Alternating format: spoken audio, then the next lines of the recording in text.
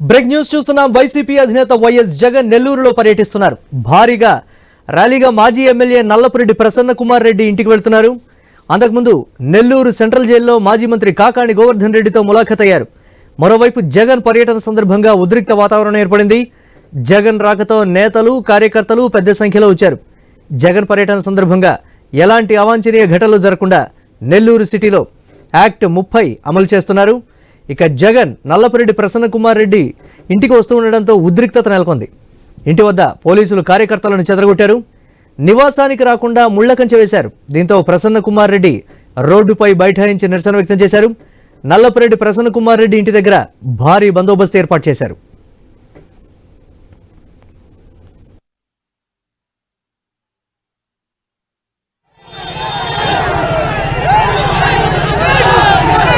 అది పోలీసులు వెహికల్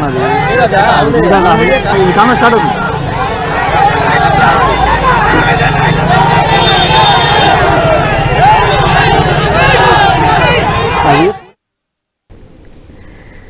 శాంతియుతంగా ఉన్న తమపై పోలీసులు లాఠీచార్జ్ చేశారని నల్లపురెడ్డి ప్రసన్న కుమార్ రెడ్డి తెలిపారు. తన వేలికి కూడా గాయమైందని ఎస్పీ వచ్చి క్షమాపణ చెప్పే వరకు ఇక్కడి నుంచి కదిలేది లేదని చెప్పారు. ఈ క్రమంలో రోడ్డుపైనే బైఠాయించి నిరసన తెలిపారు. కార్యకర్తలతో కలిసి రోడ్డుపైనే బైఠాయించి నిరసన చేపట్టినటువంటి బిగ్ బ్రేక్ న్యూస్ చూస్తున్నాం.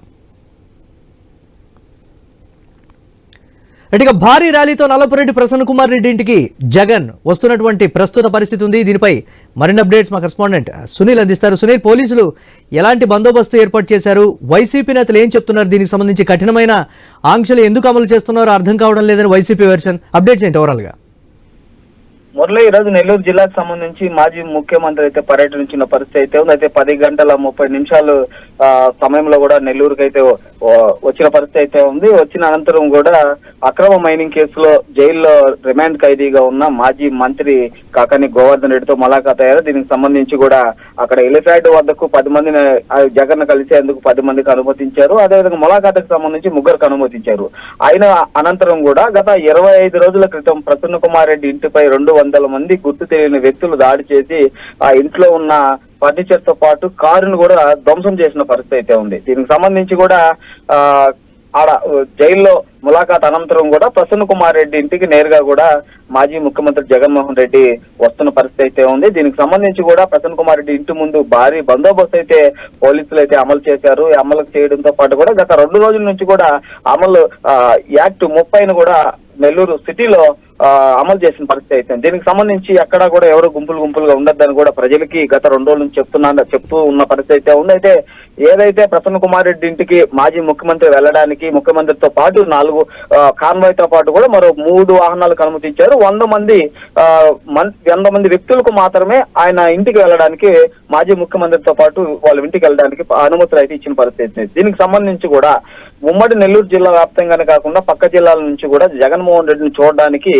వేల సంఖ్యలో ప్రజలు నెల్లూరుకు చేరుకున్న పరిస్థితి అయితే ఉంది. అయితే గత 2 రోజుల నుంచే కూడా ఈ పోలీసు ఆంక్షలు కఠినంగా ఉండడంతో పాటు కూడా నెల్లూరు సిటీలో హోటల్స్ లో రూమ్ తీసుకొని స్టే చేసిన పరిస్థితి అయితే నెలకొందని చెప్పుకోవచ్చు. అయితే ప్రసన్న కుమార్ రెడ్డి ఇంటి వద్దకు వేల సంఖ్యలో కార్యకర్తలు, అభిమానులు, వైసీపీకి సంబంధించిన కార్యకర్తలు కానీ అభిమానులు కానీ నాయకులు కానీ చేరుకోవడంతో పాటు కూడా పోలీసులు గట్టి బందోబస్తు ఏర్పాటు చేసి ఇక్కడ 100 మంది కంటే ఎక్కువ ఉండకూడదు, అనుమతులు లేవు అంటూ ప్రజలతో మాట్లాడాడు. కార్యకర్తలతో మాట్లాడిన అనంతరం కూడా కార్యకర్తలు వినని పరిస్థితి అయితే ఉంది.